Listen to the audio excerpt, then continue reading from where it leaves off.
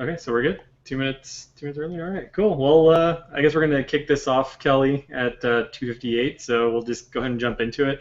My name is Matt Gonzalez. I'm with Kickbox.io. I do a lot of everything here at Kickbox.io. Wear a lot of hats, and I'm joined by Kelly from Sendwithus, who, let's see, Sendwithus. I'm gonna get this right. I promise.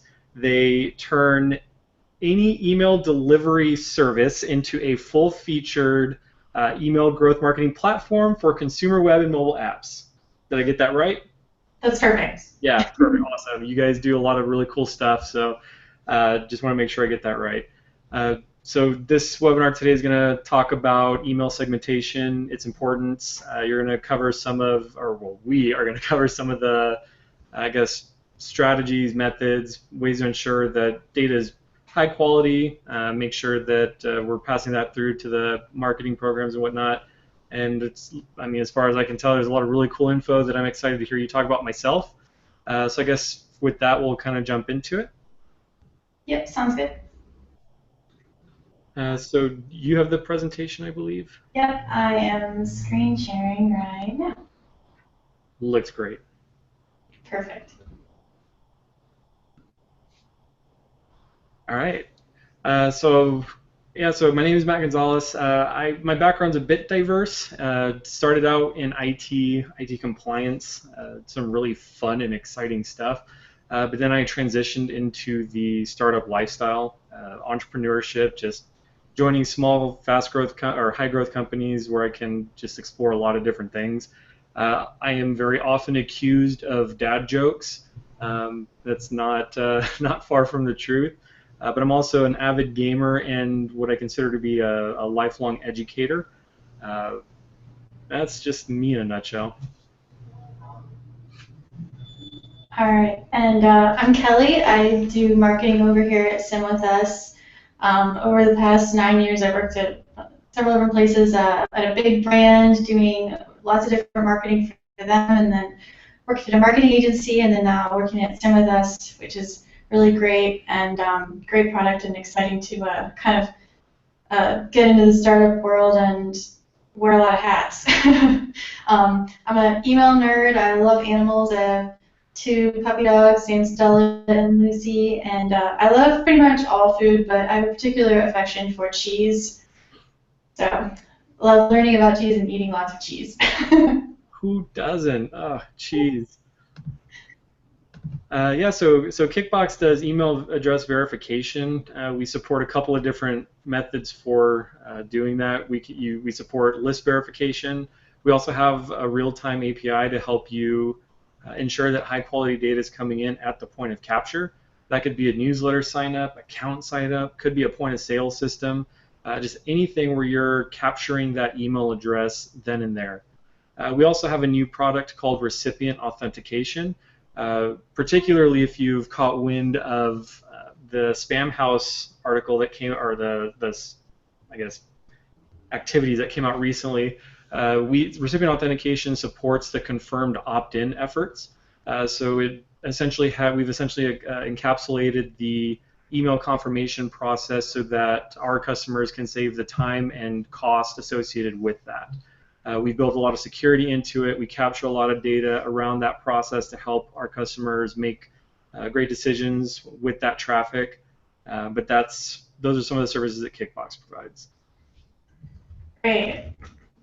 And so, Sendwithus, like Matt said earlier with his intro, we're a growth marketing platform that comes on top of like an email service provider. So, Mailgun, SendGrid, companies like those. And so what it does is we offer like a really great email template management system with folders and lots of great stuff. And what it allows people to do is you can iterate and optimize and change your emails without deploying code. So that's really great for marketers that don't have a lot of developer time. And then from there we allow like A/B tests, drip campaigns, and we have integrations with both Litmus and SmartLinks, so it makes those workflows a lot easier. So the emails look great on any platform, and it's all managed from one place.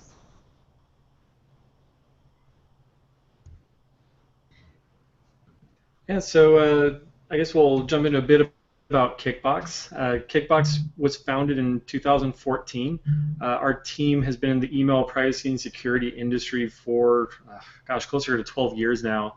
And with a background in anti-spam, antivirus, email privacy, we've built Kickbox based on those guiding philosophies. And so when customers choose Kickbox, there's the added assurance that when we talk about privacy and security, we mean it. We were actually one of the first 30 companies to become Privacy Shield compliant as kind of a testament to that commitment. We have we're headquartered out of Dallas, Texas. We have an office out of London to handle some of our EMEA business. And to our knowledge, we're one of the only providers that has a requirement for opt-in compliance. And so we play real well with a lot of email service providers, with ISPs that share that vision of ensuring that we're respecting end user privacy. Awesome. And then just a little bit of background about Sendwithus. We were founded in 2013 in a Y Combinator-backed company. Like I said before, it's all about control and optimizing email. And we're actually a top 300 email sender worldwide. Our office that I'm in is in downtown San Francisco, so if you hear some car noises, loud noises, or maybe a fire truck, that's what's happening. And then we have an office in Victoria, BC as well.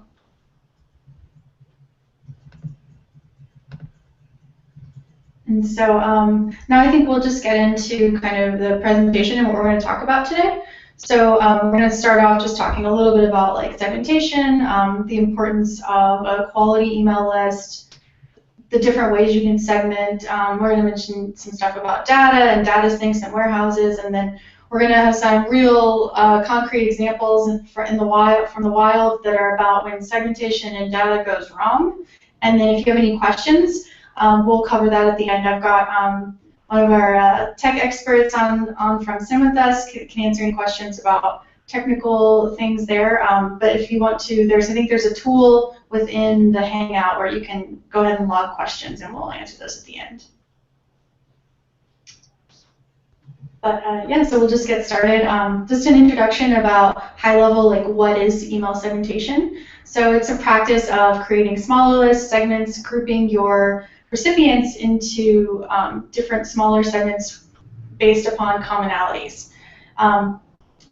This is done so that you get better email engagement, like like opens and click-throughs and things like that. And then also, according to a study, it's actually segmented and targeted emails are responsible for 58% of all revenue. So you're making sure your messages really resonate and reach the right people. And so it's not only better for your people reading things that are more targeted towards them and make more sense to them, but they're also going to spend more money. Let me see just a second. I think maybe I'm not sharing. I don't know if my my presentation is forcing me to the big one. I want to make sure everybody can see it. Looks like it's coming through. Okay, cool. Just want to make sure. All right, so segmentation and why is it important? Just like I said, reaching different people. No two people are the same. They're not one-dimensional, and your data shouldn't be either. So you can segment to reach the customers that are most important to your business. So you can look at things like previous sales and things that, different products that resonate with different subgroups of people and reach those people to generate more revenue. And before we get into actually like all these different ways you can segment and slice and dice people, I do want to say that I know that sometimes you won't have access to all of the data, so it's a great idea just to like look at the data that you have access to, segment on what you can, and then you can build up to some of the other different ways that we're going to talk about later.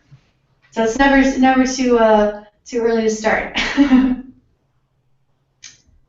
now we'll talk about first steps for email segmentation. Yeah, so Kickbox can certainly help. We actually built out our email network for the last decade or so, part of our history in the industry. And so when you provide us with your email data, we go through and we talk to each individual mail server to let you know, does that mailbox exist on that server and can it be delivered to? we provide a lot of data points around that email address. Is it deliverable? Is it undeliverable? What is the quality of that email address? Is it a disposable address? Is it an accept all? And so part of this segmentation effort is not just maintaining your high quality of data, but it's also here's a whole plethora of data points you can use to further segment your data. And so we make sure that your subscriber base is, remains clean, active, engaged by identifying those email addresses that are good, that are bad.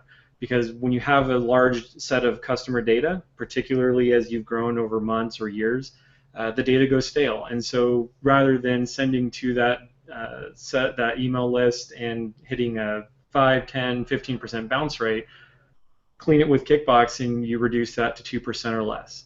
And so typically what we see with our customers is our B2B customers will verify and re-verify their data every 3 months or so. In B2C, we see that about every 6 months. And we find that that's generally a best practice because it just ensures that your data is always up to date. You're not going to allow those bounces to accrue and accumulate and start affecting your reputation, either for your network or with your email service provider. Yeah, that's great. It's if you do all this work segmenting data, you got to start with a clean list, so you're not, ruining your reputation or sending it to a bunch of people that shouldn't be contacted anymore. Right, absolutely, and particularly when it comes to peak season moments like holidays or just anything, those typical celebration points when everyone starts to drive business towards their own companies. It's particularly important to make sure you have the best deliverability so that you can increase that ROI to the maximum potential. Absolutely. So now we're going to get into some of the different ways to segment. There's 3 kind of most common ways that people segment their customer base. So first one is location. And that can mean anything from hyperlocal with cities or neighborhoods and all the way up to like regional parts of the world. Something that I've seen that's pretty popular is, a bigger city like San Francisco, Seattle, New York. Local companies or companies trying to drive engagement will go and key in on local events or teams, sports teams, to try to really resonate with their audience. And obviously, you can't send a message, or you shouldn't send a message about like a Giants game to New York City or Seattle, because it won't really make much sense to those people. You can also segment it by, like I said, like country locales, or if you might want to do something about like a national holiday or something like that. It's just a kind of an easy way to talk about something that your audience is probably already kind of like at top of mind, and you can be relevant that way. The second top way to segment is just general demographics of your audience. And like I said at the beginning, like you may not have all this data, but think about things like if you have a sign-up form and the kind of information you're asking for from your sign-ups. And these are different ways that later you can, learn insights about your audience and then segment to message them about different things. One of the common things is age. Usually younger versus older generations, they might talk about things a bit differently. So you can tailor your messaging to mimic how they speak or key in on subject matter that they care about. Something else with, especially like online e-commerce, is generally like younger generations are probably a little bit more willing to give up more information about themselves, or maybe more likely to add credit cards and stuff sometimes. Older generations are, I know my mother is a little bit, doesn't like putting her credit card number through her phone. A little bit more like, I need a landline, that kind of thing. So you might not get the same results if you're trying to get those different groups to make action on different things. Something else you can do is segment by men or women. They respond differently to messaging and imagery, and you can create tests and see what has the best conversion results. And then another way to do it is if you capture data like occupation or industry, you can do tailored messaging or newsletters to those groups of people. Like, if you have a big group of engineers or that kind of thing, you can talk about things in a different way than you would a group of marketers. Yeah, absolutely. Those are all really great points. We, we find here at Kickbox that when we're sending out specific campaigns, even to our customer base, kind of right? We've got, a marketing demographic, we've got, or the marketer demographic, and then we've got the developer demographic, given, the use of our APIs and things of that nature. And on top of that, just speaking to the tone, you'd mentioned the tone of the emails and the language you use. We find that, particularly our customer base, we're very privileged to have a very laid back, easygoing, just kind of like shoot them a shoulder, chummy type rapport with a lot of them, and so we, have the luxury to get away with some more playful attitude in our campaigns. Yeah, that's definitely true. If you know your customer base, you can be more playful, and and that might not resonate with like a group of lawyers or something. Right. Yeah, for sure. And the last of the top 3 ways to segment is on customer journey. This is particularly true for any kind of like e-commerce platform. And this really lends itself to like a drip campaign or something where you're prompting users to perform a certain action. So in order to segment this way, you could look at your onboarding funnel or your sales funnel. And oh, sorry, is it a motorcycle going by? Look and see, like, you can see within the process like where a certain action might make the product or the process stickier than others. So for example, it might be something like having them verify an address or add a credit card, or maybe do a review of a stay on Airbnb, things like that. Maybe that makes people more loyal. So you can target specific people that maybe just completed a stay, or just started like adding a bunch of, like in that example, Airbnb, adding a bunch of different potential condos to a list for a trip and things like that, and really prompting them to go ahead and make the next step that you want them to do. Another example would be like a retail brand where you add something to cart, you can send a note for a completed purchase, and then after that you can target them to review the product and then come back and do a repeat purchase, and maybe they'll become a loyal customer of yours. I don't know, something that a lot of companies do is they'll try to give people an incentive to come to an action. And what's really great is with something like this, you can A/B and test offers. So like, for example, you don't necessarily have to give someone $20 to come back and do something like add a review. You could test it and send it out to different percentages of people and test maybe like a $5 offer, a $10 offer, a $15 offer, and see what the take rate is. And then from there, you can pick the winner. And let's say the $10 offer was the winner. Well, then going forward, you can just offer people $10 to do it, or a $10 credit, and then you're not throwing away extra margin to get the same result. And now something else you can do is you can segment by quality scores. So this is something that some companies build out on their back end, like in a Salesforce or something, where they rate their leads or their customers with previous like engagement on either their emails, their site, or previous sales actions. And then you can segment by those quality scores and make outreach to those specific people. For example, like if you're going to send out a survey, or maybe you want product feedback, you might not want to send it to everyone, because for one, your response rate is probably going to be pretty low. Just in general, some people are more engaged than others, but if you segment by your most engaged and ask for feedback, that's a great opportunity to make sure you're reaching the people that know your product the best. So their feedback might weigh a little bit more than someone that opened only one email or made one purchase compared to someone that made 40 or 50. And then another example is you can also segment by least engaged. I actually used to subscribe to this Marketo content newsletter back in my old job working in an agency, and it was really interesting. I moved out of that job and then actually forgot about it, and then a couple weeks ago I got an email from them, and it said, "Do you miss me?" It had like a puppy dog or something cute, and then it had a message about, "Hey, you haven't clicked on anything in over a year." And they actually auto-unsubscribed me, and then they asked me to either confirm that I did want to still get their messages or go ahead and unsubscribe.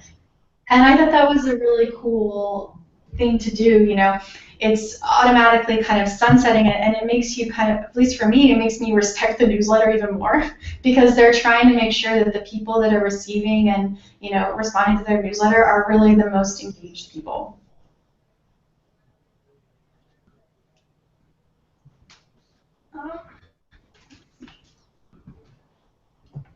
Something else you can do after you've after you've segmented to all of your audience, you want to make sure that your messaging is really tailored to the segments that you're going to reach out to. So like we said earlier, you could segment and tailor the messages to a location. You can tailor it to the, their industry, things like that, or where they are on the purchase path. And then also, something that really goes a long way is just adding like a first name or a sign-up date, or a customer appreciation, like, hey, we're so glad you've been our customer for 6 months. We just wanted to say thank you. You don't even have to do an offer, but it's just a nice touch that helps build brand loyalty and helps, like, Matt was talking about their kind of playful voiceover at Kickbox. It helps, maintain that relationship. Yeah, no, definitely. I think one of the examples that we have as far as how we connect with customers in specific segments would be particularly those that kind of go out of their way to help us improve the experience for everyone, right? Like every company has that demographic of customer that is so passionate and loyal that they want to help better the product or service, not just for themselves but for their customer peers.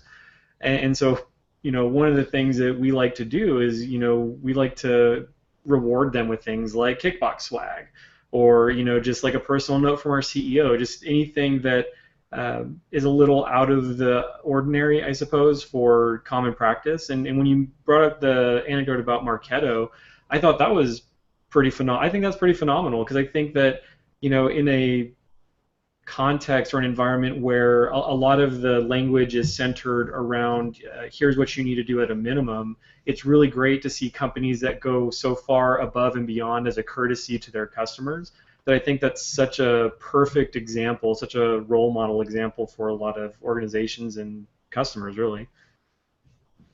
Yeah, absolutely. I think we've all had the experience of trying to get off of someone's email list, and you cannot unsubscribe. It takes like 4 or 5 tries. So it was really refreshing to see it was a really soft miss you message. It wasn't meant to make you feel bad, and then it was almost made you want to resubscribe or something. Yeah, we saw one pretty comical recently. Gosh, I forget the company, but basically when you unsubscribe, their unsubscribe confirmation email back to you is basically like, okay, so it's over, right? It's like a breakup message. It's Facebook official, we're done. And we just got such a kick out of that what you're alluding to is you almost want to stay subscribed, because they were so clever in that approach. They're like, you know what, I'll stay on your list. Totally. All right, so we're going to transition a little bit. Now that we've talked about different ways to segment your audiences, it's really important to think about this recipient list in your segments. It's not like what it used to be where set it and forget it. You're not going to do that at all. Because what happens if you just set your list and then you walk away is that you are most likely going to run into stale email data. Because people, like we said, they're not one-dimensional, so they're not just a new person, they're not just a lawyer, they're not just whatever. They're going to probably change over the course of your relationship with them. So you really need to think about your recipients list as a living, breathing thing, and not something that you can just set and forget. Sorry, wrong field. So a couple of ways to ensure you have fresh data. One thing is just to really be cognizant about the frequency of your data pull whenever you're sending out these emails. So as soon as you pull your data, it's aging.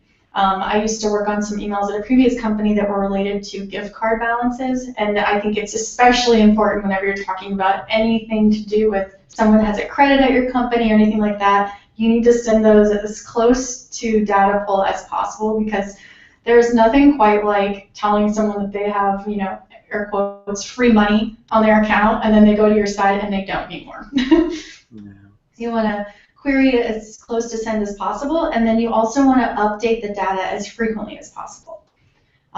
One of the ways to get around this kind of, making sure your data is always fresh is you can actually integrate with your database where everything is kept.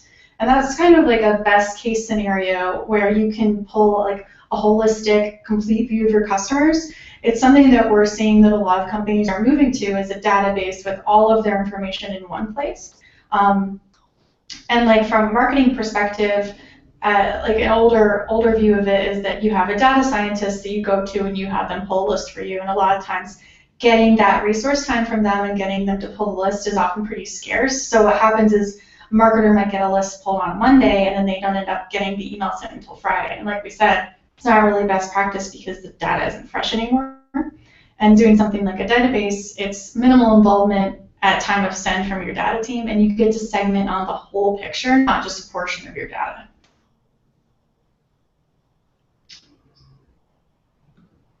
And then a little bit more just about data warehouses, because they are becoming pretty much a hot topic these days.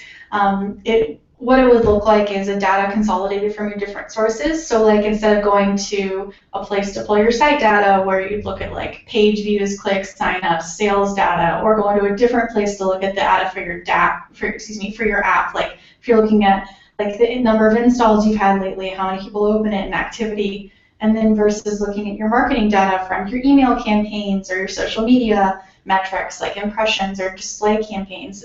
A data warehouse would really house all of that together, so then you can slice and dice upon, all of those different things. And then another benefit of that is that it would query at the time of send, so it's always fresh data. You're not going to be reaching out to people that, like I said, don't have a balance anymore. Maybe, if you're sending a "Hey, we miss you" message, come back and use our app, but actually they've been opening it every day this week. It's good to know that before you send your email. All right, and so now we're going to look at some examples from the wild about where things have gone good and gone pretty poorly when it comes to data syncs and timing. So stale data and stale lists can lead to a bad customer experience, and you end up sending the wrong information to the wrong people. On the left, I actually have a Banana Republic email, and I have their store credit card, and I get the emails from Gap, Banana Republic, Old Navy. And there's this dynamic section at the top that only appears whenever you have rewards on their card. And I swear I have never received an email that said I had rewards when I didn't have rewards. So I don't know, they must do their sync right before they send out the email every day, but I think that's the best practice. Like, it's dynamic, it's apart from a layout perspective, it's at the top of the email, so it's probably the first thing that you see when you open it. And then also whenever it's not there, it doesn't change the whole look and feel of the email. So I just think it's best practice for that type of messaging if you're sending that out to people. And now I have a couple of Uber examples of things where it didn't quite go as planned. And I will say that I actually really, really, really love Uber emails. I'm an email nerd, remember. I love their confirmation emails because their subject lines are dynamic and they mention the time of day. I love that they have a map of your ride and they have your rider name and information. You can, from your email, rate your driver. They're just like really, really great. So by kind of like raking them over the coals a little bit, I'm not saying that I don't like Uber because I love them. But anyhow, so this Uber email came out a couple weeks ago, and it was about a promotion they were running where they were giving 5 free rides away. And they sent me an email on a Friday that said, "Hey, you have 3 rides left." So over the weekend, I was taking Uber all like willy-nilly because I had 3 more rides left. And then I checked my emails the following couple of days, and actually, whenever they sent this email, I only had 1 ride left at 50% off. So they must not have updated their data since, I guess, Wednesday or Tuesday, because in that time frame, that's when I took the other rides, and honestly, I didn't remember on Friday. I was just excited because I got their email, and I thought, woohoo, I don't have to walk. That's awesome. But so here, they would just really need to reduce the time between sync and send, or at least put a timestamp in here that says, on your next 3 Uber rides, and as of Tuesday end of day, so that I would know to check myself. A couple other examples from, again, Uber. Something that happened earlier this year was I moved from Seattle, Washington, down to San Francisco, and I don't know what list I was on, but I couldn't unsubscribe from a Seattle area list, localized list. I was still getting Seattle-based event emails. And like I said earlier, you can, talk about different events. They were talking about Seattle Pride and also a different Pacific Northwest thing up until late June. And then I just last week got this email from San Francisco the San Francisco label Uber for something about the Giants. So in that in that regard, it's like they did their segmenting list for localized emails a couple months ago, and they'd only refresh it like every 3 or 4 months. So again, you're sending the wrong content to the wrong person. This other Uber Eats email is one that it says you get $20 off, but it's only for new people, and it doesn't say that in the email, so it ends up being a bad customer experience. And again, especially if you're doing anything with free money or coupons, make sure it's going to the right people. And this is my last one. It's the same kind of thing. One of my coworkers received this email, and it's telling her, "You've got your next class is on us. You get a free class if you use this app." But actually, this is only good for new people for the app. So what they could have done instead is they could have segmented by people that have been to the studio that don't have this app and prevented a bad customer experience. And this is the second email from this app that Robin has gotten. And yeah, it's only valid if you are a Zenrix user, so they could just segment by that, and they would prevent any kind of like bad feeling about it, or at least include a marketing best practice of promotion legalese, only good for new users. Yeah, I've definitely run into a build. I think most recently Amazon comes to mind because they did I forget what the promotion was. You get like a $20 credit towards Amazon grocery, I think it is, and I go to look there, and everything around the email and the marketing and the messaging was, look at all the options you have. And then I go, but for my zip code, there's only one option. So I get that that's totally a supply and demand thing, and I don't fault them at all for not expanding quote unquote fast enough. But I think it definitely speaks to that disconnect of it gets my hopes up, and then my journey falls apart when I realize that, oh, okay, well, there's not really a whole lot here. Yeah, absolutely. I mean, having a promotion with exclusions or anything like that, you need to make sure that you're segmenting and only presenting it to people that can actually take advantage of it. Absolutely. So I think that's most of our content today. One of the other things that I mentioned earlier about A/B testing with offers, and this is just really great for segmentation. You can A/B test and perfect your segmentation messaging. So you can treat every email like a landing page, and you can test any component of it, from subject lines through graphics, different copy, body styles, layout, and you can compare the open and click rates of segments versus the entire list. And in this case, if your segments aren't performing better, you need to reconsider the segment, the offer, or the content. And then you can carry through that messaging to other places as well, either on your site or in just your product messaging. And so just to recap, email segmentation is awesome. It can make your customers happy and you happy because you have all this great data about your audience. List tagging is essential. As Matt was talking about, you want to make sure you're reaching the people that you need to be reaching and keep your reputation in check. Can segment, and keep your fresh data and keep your content updated, and you'll keep everybody happy.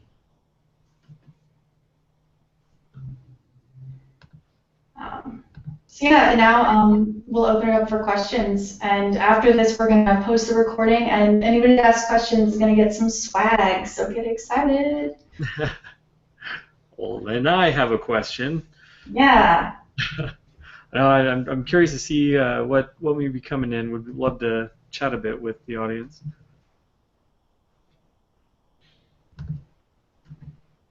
That was a really good presentation, by the way. I enjoyed that. I think I learned a lot from that myself. Awesome. It's always glad to hear it.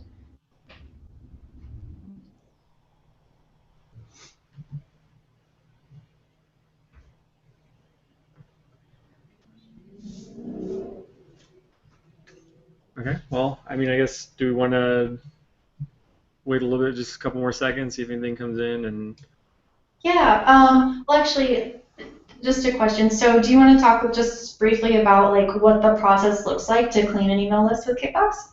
Sure. So right now we have like a 50-50 split, I would say is fair, between list and API. So with a list, let's say a customer comes from their ESP, it could be any ESP really. Maybe they have a CRM with an existing subscriber data set. They would just export that as a CSV, drop that into our UI. It's very user-friendly design. You can literally drag and drop, excuse me, from your desktop. And we basically just do all the work for you, and then we'll let you know once it's done. So you don't have to sit there and watch it. You can close out the browser, just walk away. And then once all that's done, you have all of that data at your fingertips. You can download everything, only the good stuff, only the bad stuff. We have some customers that want to look at just the bad stuff for their own internal purposes.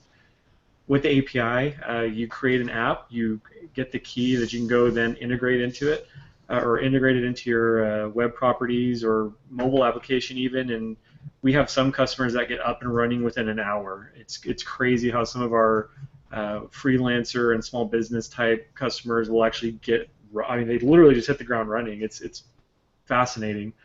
And so it's real easy to use, real powerful.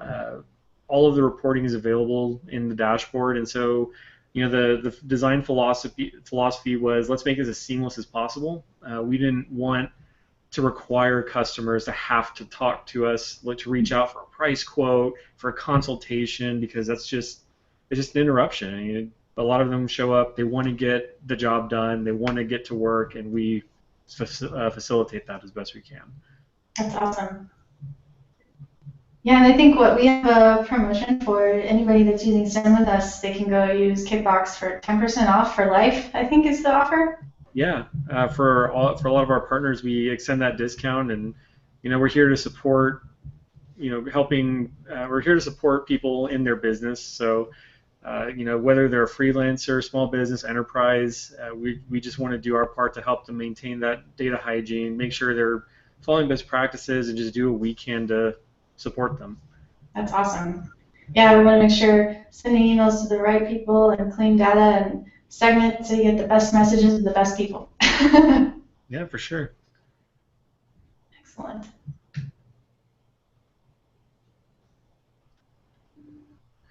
So we have a question on our end. Okay. So the question is, do you recommend collecting segmentation data at sign-up or landing pages, or do you have any, I guess, best practice around that? I think it's kind of a blend between what you can get away with, and kind of it depends on what your product is. Like at sign-up, I think it's really great to get information that you think that they'd be willing to give you. For example, for Sendwithus, as a marketing platform, we ask for things like the size of the company, because that impacts how many emails they're going to send. It also says, like their job titles, so we know who we're talking to, the company name, things like that. I mean, I think as long as you make the sign-up form like as pertinent to like your product as possible, that's great. And then I know like a lot of retail companies, they do things like they maintain like my account or something, and so you can kind of fill out a profile. If you can offer things like, hey, give us your birthday and we'll make sure that you get a birthday promo, stuff like that. You can get other additional information after sign-up as well. Yeah, that's a good point. I think where I've seen that myself is mostly like restaurants and physical venues like that, but it makes perfect sense that online businesses would do that as well. And it now occurs to me the significance of providing that data to them. That's great. Yeah, I think that's a really good question. I think we've all been in the situation where like you're filling out a sign-up form and it's asking for all of this bizarre data, and you're like, you don't need to know my shoe size. This is totally inappropriate. Yeah. Do you see any, I guess, resistance or any impact on conversion based on how much data you're asking for, things like that? I would say in general, on first interaction with someone, you would probably want to keep it as slim as possible, just because you're still building that relationship, and you don't want someone to start filling it out, and especially if you decide like which parts of the form you want to be mandatory, so that you don't get a lot of like people dropping off because they think that you're asking for too much. Right. No, that's perfectly fair. Yeah, I can certainly understand the apprehension if that was kind of the out of the gate expectation would be give me your shoe size, your height, what size shirt do you wear, all yeah, all that stuff would be a bit invasive on that first contact. You're absolutely right. Yeah, for sure. There's a fine line. You can also do things like, if you, I think there's tools out there like Unbalance and things like that where you can test different forms and stuff. Like run an A/B test and say, okay, well this form had 3 fields, this field has 17, or what, have like a middle ground and see which one, has the best conversion rate. So does Send with Us implement? I'm assuming then, several layers of this type of data collection, or like in your first contact, you have a very lean form, and then maybe later on, or I guess throughout their journey, they provide different stuff that helps with that effort, or But yeah, I mean, I think something like our platform, we do some segmentation around like product usage, I would say. Like data, think about like data that you're going to receive already that like your customers like aren't having to go and fill out for you. yeah, So like, or like in the case of like a t-shirt company, they might have some demographic information like age, birthday, location, things like that. Oh, I really like dogs or something. But then they can also look at, previous purchases and see trends and frequency and things like that. And then you can segment on that data. yeah, absolutely.